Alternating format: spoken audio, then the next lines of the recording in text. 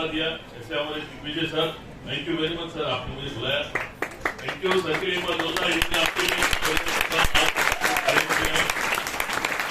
और यहाँ पे मुझसे भी बड़े गुरु यहाँ पे लोग आए हुए हैं, अजीत सावंत सर, सुहास अफताब सर और सभी एनटीसी, और जिनकी वजह से मैं इस स्टेज पे खड़ा हूँ। ऐसे हमारे सागर नौकड़े सर और प्रवीण यादव सर और प्रतीक्षा यादव मैडम, इनके लिए एक बार जोरदार ताली होनी चाहिए। आज के डिस्कशन में ज्यादातर मराठी लोग आते हैं, ऐसे लोग बोलते हैं, है ना, धंधे वाला गुजराती होता है, तो हमारी टीम में गुजराती भी भूषण ठक्कर सर, इनके लिए एक बार जोरदार ताली होनी चाहिए। सोचिए गुजराती को धंधे से ज्यादा किसी को कोई समझा नहीं सकता है ना। और ऐसे हमारे सारे जितने भी लीडर्स, आप सभी लोग, और इनको आज बोलने का मौका कम मिला पंचाल सर को, इनको सुनेंगे तो आपको अब तक आपको नींद नहीं आएगी, ऐसे और तुम बात करते हैं। मैं तो आपका बड़ा फैन हूँ, और मैडम भी बाहर एवढे बोलता ना तो करते हुए तुम्हाला माझ्या डिटेल्स कर दोगे सभी लोग। Thank you. तो दोस्तों, आज बेसिकली हम इस बात पे मैं बात करूंगा कि हम जैसे लोगों को ये बिजनेस की जरूरत क्यों है, कितने लोगों को सुनना चाहिए। बहुत बार लगता है ना हम लोगों को, वेरी गुड, आप सही जगह पे हम इतना देर तक बैठे हो, मुझे बोलने की एक्चुअली जरूरत नहीं है, कानून भी आपको बता दिया कि आपको क्यों करना चाहिए, राइट। फिर भी मैं आपको बताना चाहूंगा कि मैं इस इंडस्ट्री में आप ही की तरह आप ही के सुखी था। मुझे भी लगता था कि इस तरह के बिजनेस में आने की कोई जरूरत नहीं है, राइट।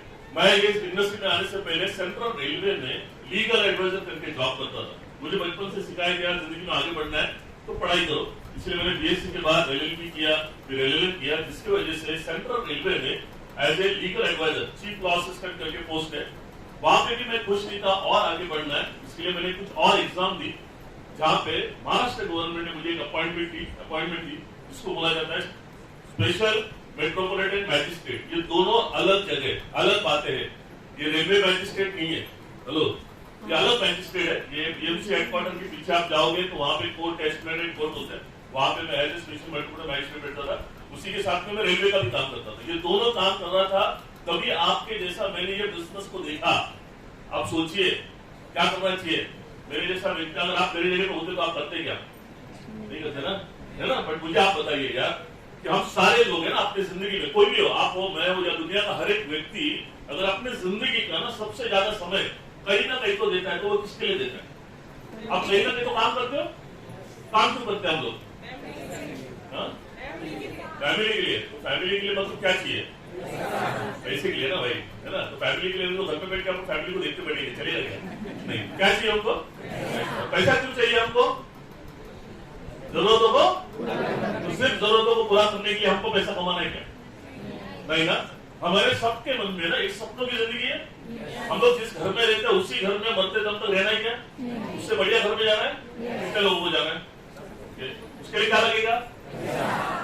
थोड़ा पैसा या बहुत सारा पैसा? बहुत सारा पैसा। और घर के सामने क्या होना चाहिए?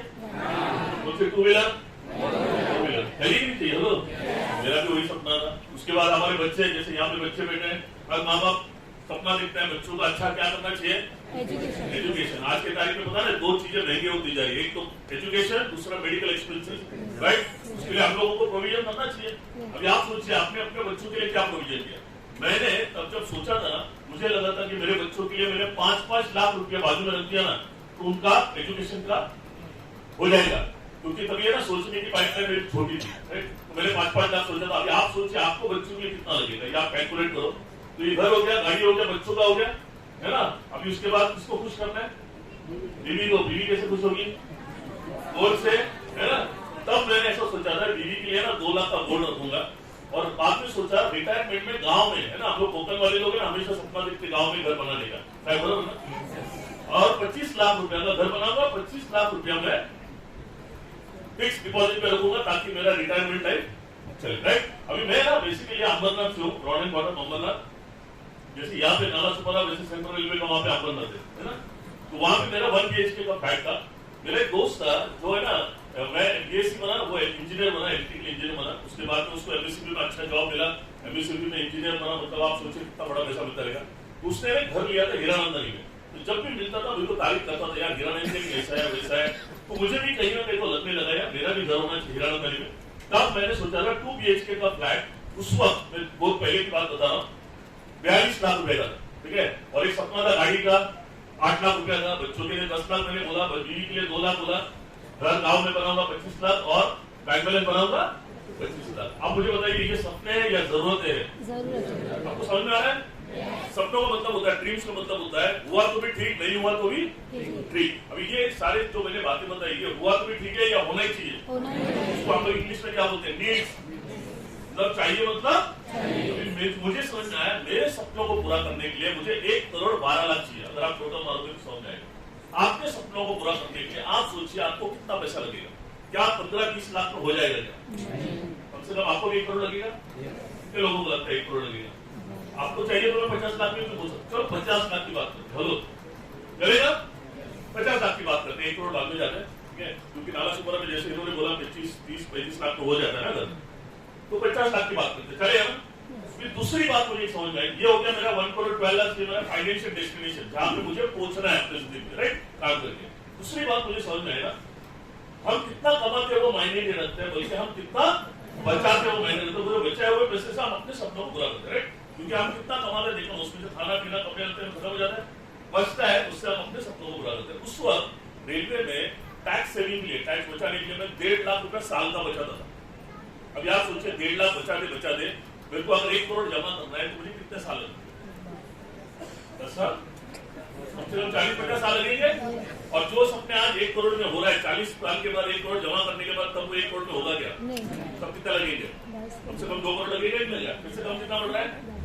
फिर से 1 करोड़, फिर से 1 करोड़ के लिए भागेगा, ऐसा जिंदगी में भागते रहोगा, सपने कभी पूरे होंगे ऐसा लग रहा है कि हेलो आपको लग रहा है आपके जो 50 लाख रुपए अभी आप जो भी काम कर रहे हो उससे कितना बचा रहे हो, जिसके माध्यम से आपके 50 लाख कितने साल में जमा हो जाएंगे, ये आप देखिए, होगा क्या? तब मुझे समझ में आया ये मेरा जो नौकरी है ना, ये जॉब है ना, ये मुझे सिर्फ जिंदा रख रहा है, खा पी के सुखी है। मुझे अगर सपनों को पूरा करना है तो कुछ अलग करना पड़ेगा। ये गवर्नमेंट सर्वेंट है ना, नौकरी छोड़ के कुछ करेगा क्या? अगर पार्ट टाइम मैं करूँ तो ये हो सकता है क्या? नहीं। कोई और बिजनेस करूँ, आज के तारीख में बता रहे बिजनेस की हालत ऐसी है कि आप पैसे लगाने के बाद कमाने की गारंटी कम, जो लगाया वो जाने का गारंटी ज्यादा। ये मानते हो आप लोग? आगे जिंदगी में आगे बढ़ने के लिए मेरा रिस्क लेना पड़ेगा, है ना? तो चांसेस के आगे बढ़ने के बजाय मैं क्या हो सकता हूँ, पीछे जाऊं। तो किसी भी हालत में आपको लग रहा है कि कोई ऐसा रास्ता है जहां से हम जैसे आम आदमियों के लिए हम सपनों की जिंदगी को पूरा कर सकते हैं? मुझे तो नहीं दिखा। पढ़ने का शौक था, LLM की पढ़ाई के बाद कुछ किताबें पढ़ी, उसमें से एक किताब आई rich dad poor dad.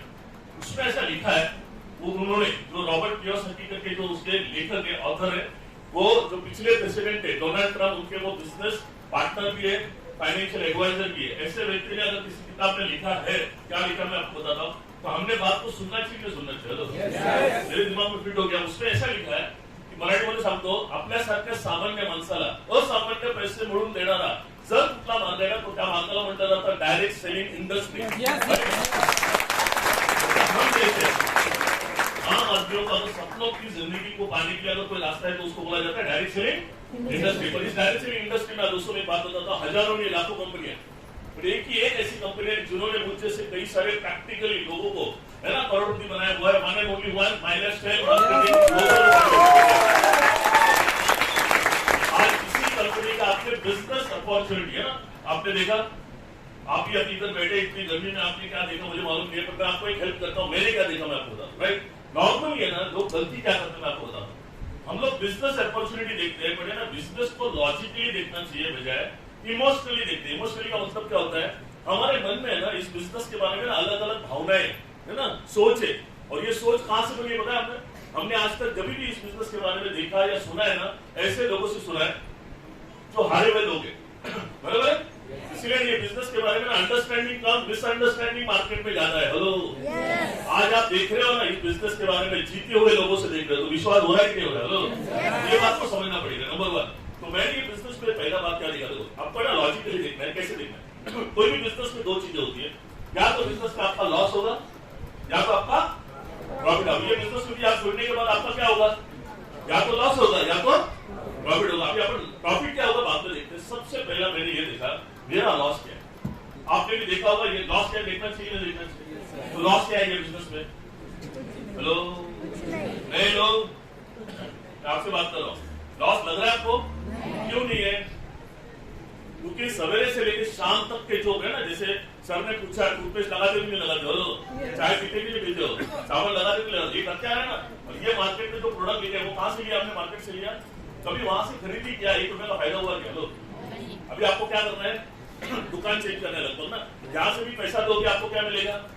Product मिलेगा। तो जो भी पैसा दोगे उससे ज्यादा वो प्रोडक्ट मिलेगा नहीं मिलेगा? लो तो सबसे पहला नुकसान क्या है? नुकसान कुछ नहीं बचा। फिर अभी फायदा 1,000 का करने का या 1 लाख का करने का या 1 करोड़ का करने का, किसके ऊपर है? तो फायदे के लिए बिजनेस शुरू करना चाहिए, नहीं करना चाहिए?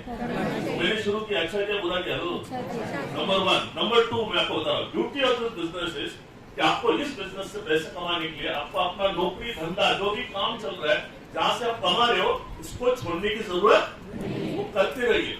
हर एक को है ना अपने काम के अलावा 4 घंटे का खाली समय होता है, जो वो ज्यादातर टीवी देखने में या दोस्तों के साथ गप्पे मारने में बिताता है। वो टाइम को वेस्ट करने के बजाय अगर आप अपने फ्यूचर के लिए या आप अपने सपनों के लिए इस बिजनेस में इन्वेस्ट करोगे, जहां से आप अपनी जिंदगी सपने को पूरा करोगे, तो करना चाहिए नहीं करना चाहिए? टाइम को वेस्ट करना चाहिए, इन्वेस्ट करना चाहिए? तो मैंने इन्वेस्ट करना चालू कर दिया। सेकंड बात मैंने देखा कि मुझे अपना रेलवे का नौकरी छोड़ने की जरूरत नहीं है। तीसरी बात मैंने क्या देखा, मैं आपको बताऊं, मुझे मालूम था मेरे को 1 करोड़ रुपए चाहिए। तो उस व्यक्ति को जिसने ये प्लान बताया ना, उसको पूछा भाई साहब ये बिजनेस अगर 1 करोड़ कमाना है तो कितने साल लगेंगे? उसने एक बहुत अच्छी बात बताई, ध्यान से सुनना।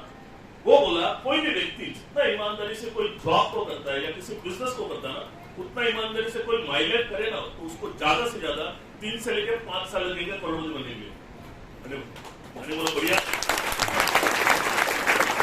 आप लोग सुन के खुश हो गए ना? मैं खुश नहीं हो, क्योंकि ना मैं एडवोकेट आदमी है ना, मैजिस्ट्रेट था, तो मैं ना हमको प्रूफ चाहिए, एविडेंस जिसको बोलते हैं, राइट?